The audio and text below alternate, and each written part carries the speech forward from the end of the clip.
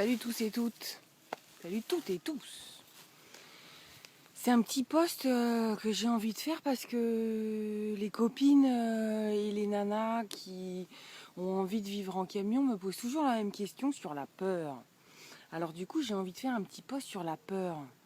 La peur d'être toute seule dans un camion, la peur de se poser dans certains endroits, la peur de l'autre.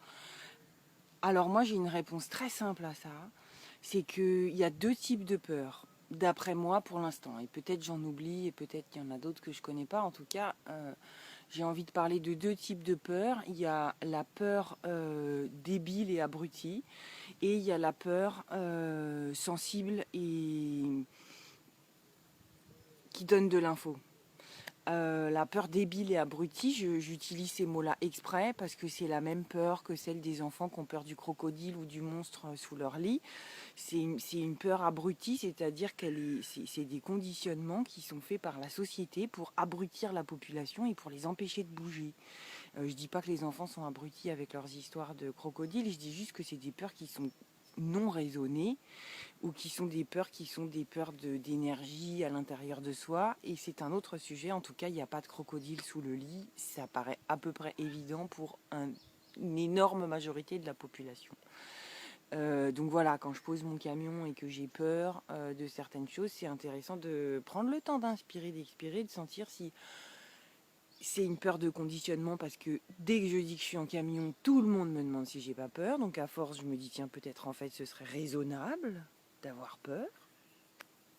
Donc j'ai peur pour faire comme tout le monde, parce que c'est quand même mieux d'être comme tout le monde.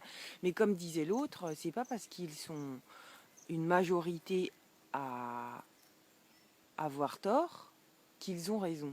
Et ça, je pense que c'est un bon truc à manger à la petite cuillère dès le matin et dès l'enfance.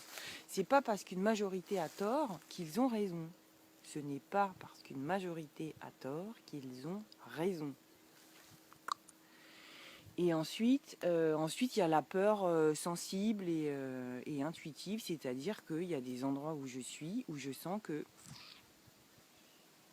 soit l'énergie ambiante ne correspond pas à mon énergie ou représente un risque, donc je le sens et ça se manifeste en moi comme de la peur, soit j'ai une sorte de pic expérience dans le futur, où le futur vient vers moi et me dit là il y a un truc qui va se passer pas bien, et ça c'est l'intuition, c'est des choses qu'on connaît tous, et qu'on écoute ou qu'on n'écoute pas. Et par contre là, quand on est une fille seule en camion, ou quelqu'un tout seul en camion, ou une fille ou un garçon, ou en camion ou pas en camion, je pense que c'est intelligent de savoir écouter ça, et dans ce cas-là, de prendre sa casquette de noble maturité, de prendre ses pieds et de dégager. Et ça marche pour un spot en camion, une relation humaine, un truc à manger, un rapport à l'inconnu, un voyage à faire, ça marche pour tout en fait. Je le sens pas.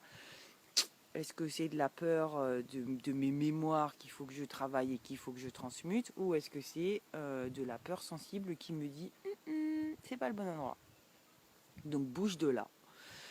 Et ça me fait penser que ce bouge de là, comme dans la relation humaine, ça peut être une noble posture de responsabilité et pas une fuite de soumission ou de petitesse. Parfois, la posture de fuite, pour moi en tout cas, c'est une posture de responsabilité. Bien plus que le contraire, que de rester dans des endroits qui nous font violence pour dire je suis resté et je vais changer le monde. Voilà, je divague, mais c'était un petit post sur la peur parce que les filles, vous me posez toutes la même question et que je me la suis posée pendant un bon moment. Donc quand tu le sens, tu restes. Quand tu le sens pas, tu te demandes pourquoi. Et si tu le sens vraiment pas, tu te casses et ça marche.